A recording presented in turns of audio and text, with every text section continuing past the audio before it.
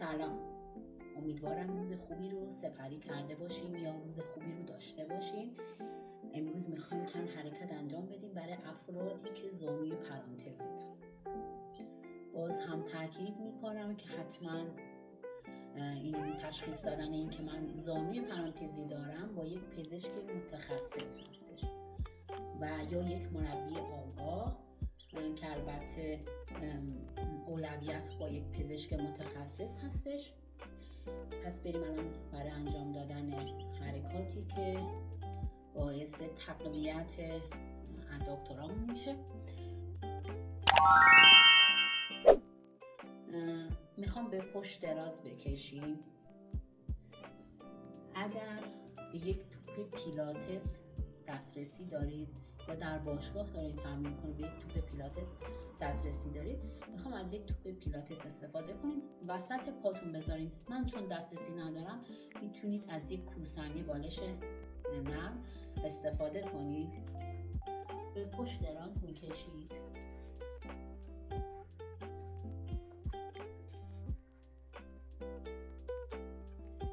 کمر چسبیده به زمین. یعنی من دستمو میخوام از اینجا رد کنم نمیتونم. اگه توپ دارین که توپ وگرنه مثل من از یک کوسن استفاده کنید. وسط دوران بذارید، فشارش بدین. کف پا هم به زمین فشار بدین. با انقباض شکم آهسته باسن رو بیارید بالا. این توپ هم همزمان فشارش میدید. پس چی شد؟ با انقباض شکم باسن رو میارم بالا، این کوسن رو هم فشارش میدم.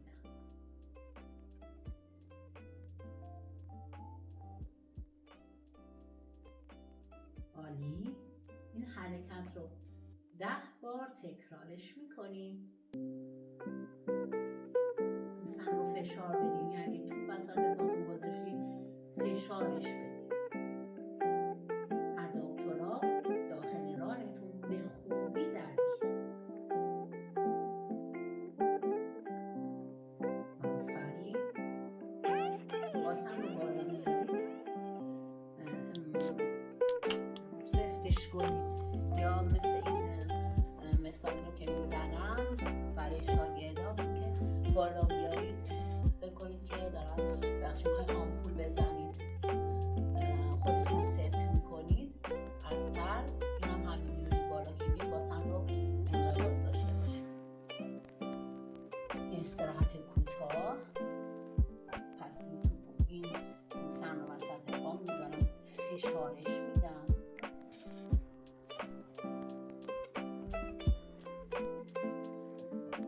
شکم کیپ، کمر چسبیده. این کوسن رو هم فشار میدم. باسن رو میارم بالا. اینجا بالا که میارم هم شکم انقباض داره، هم باسن، هم این توپ رو دارم فشار میدم. سمت پایین که آوردم رها روی زمین میذارم.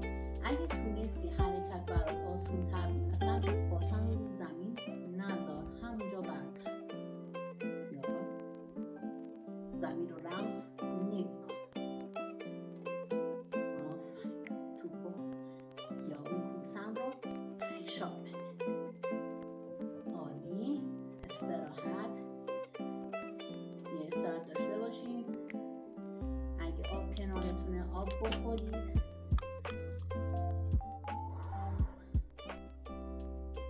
مثلا یه ساعت میکنیم. میریم برای ست سوم. وقتی این حرکت رو انجام میدین کف پاتونم بلند نشه. حتما کف پا رو به زمین فشار بدین. پس شکم کیپ، کمر چسبیده. داخل رانم اون کوسن یا اون توپی که گذاشتم رو فشار میدم و باسن رو بلند میکنم از زمین.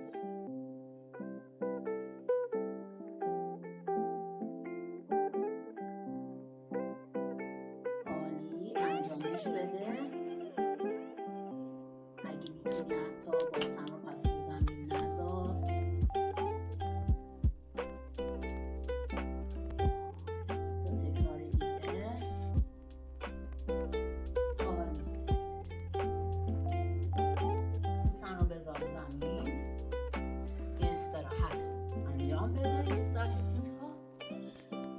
برای حرکت بعدی پاها رو باز میذارم، سر انگشتا به سمت بیرون، زانوها چرخیده در راستای انگشتان پا و باسن رو هل میدم سمت عقب، لگنم رو هل میدم سمت عقب. اگه وزنه داری، اگه دمبل دسترسی داری، میتونی دستت بگیری این حرکت رو انجامش بدی. اگر نه کسا مبتدی هست، اصلا لازم نداره که اصلا شما از یک وسیله استفاده کنی. وزن بدنت اینجا خودش برات یک مقاومت هستش. اگه زانو درد گرفت سعی کن زیاد پایین نری، تا جایی بری پایین که زانوی شما درد نگیره. آفرین. دو تکرار دیگه. آهسته پاها رو به هم نزدیک میکنی و استراحت. خیلی خوبه، انجامش میدیم.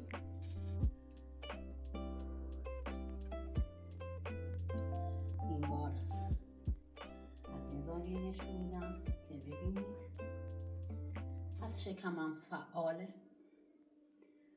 پاها رو باز میذارم، سر انگشتا به سمت بیرون، زانوها چرخیده در راستای انگشتان. یه دم میگیرم، میشینم. عالی.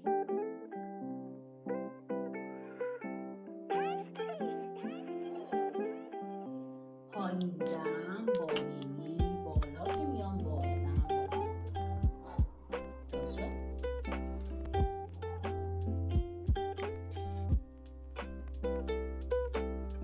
دوتای دیگه. یک، دو. خیلی آهسته پاها رو به هم نزدیک. عالی.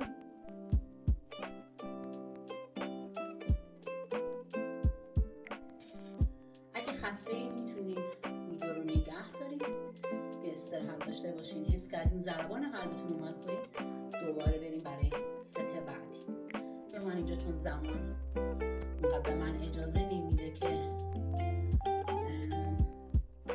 استراحت بدم، استراحت کوتاه هستش. بریم برای ست سوم. شکم فعال. پس اگه وزنه دارم، اگه حرکت برات آسونه، مبتدی نیستی، میتونی از این دمبل، یه وزنه، هر چیزی که اگه تو خونه حتی داری ورزش میکنی، میتونی از شیشه آب معدنی آبجا کنی، توش دوتا یکی بسته به توانت استفاده کنی. حتی دیدی اگه سبکه اونو میتونی توی همون شیشه های آب، دسترسی به دمبل نداری، توش خاک بدیم میشه، میریزی که سنگین تر بشه. خیلی آهسته. پس میشینم، بلند میشم، میشینم، بلند میشم، پاییندم، بالا بازم. عالی. انجامش بده. شکم فعال.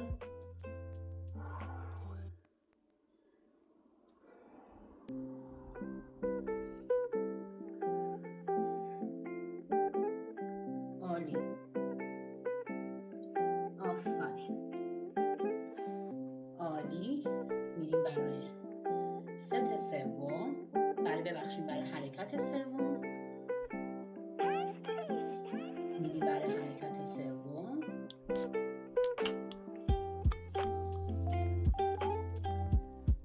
خب یک صندلی یا از یک مبل یا نیمتر اگه در باشگاه هستید میتونید استفاده کنید. میذارید این صندلی رو دراز میکشید به پهلو. یک پا رو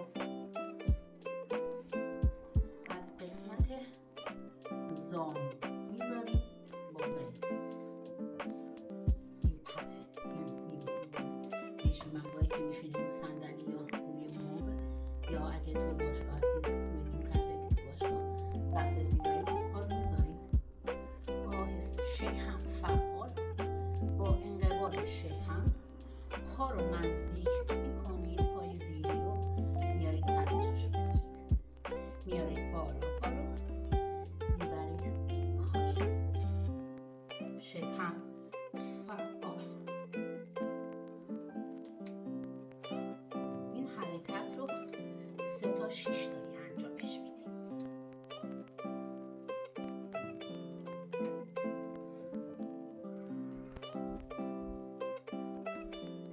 میریم برای سمت مخالف. اگه این حرکت رو نتونستین انجام بدین، حرکت جایگزینش رو بهتون میگم اگه سختتون بود. پس شکم فعال، سمت نه پشتم میچرخم نه خیلی به سمت جلو میچرخم، راستامو حفظش میکنم، آهسته با انقباض شکم پای زیر رو نزدیک میکنم، دور میکنم. یه تکرار دیگه. عالی. استراحت. اگه نتونستین حرکت رو انجام بدین، برات سختش کن، روی زمین دراز بکش، این پا رو بالا نگهش دار، پای روی رو بالا نگهش دار، پای زیری رو آهسته نزدیک کن، دور کن، شکم فعال، پای زیری نزدیک، دور، نزدیک، دور. بچرخ. اینم 3 تا 6 تایی میتونی انجامش بدی. پای زیری رو پس پای روی رو بالا نگهش میدم، با انقباض شکم پای زیری رو میارم بالا. عالی. یکی دیگه. آفرین. بچرخیم سمت مخالف. این حرکات هم اونقدر استراحت نداره، چون این پا رو که داریم انجام میدیم پای مخالفش داره استراحت رو انجام. پس پا رو میارم بالا، پای زیری رو و نزدیک میکنم، داخل رانم به خوبی تحت تنش. یه بار دیگه من این سمت رو با صندلی انجامش میدم.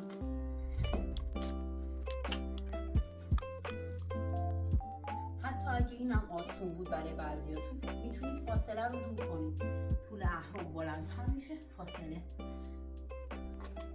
حرکت سخت‌تر هستش. پای زیری صاف، پای رویم صاف، شکم کیر، از دستم استفاده میکنم که سمت عقب نرم، پا رو میارم بالا، میارم.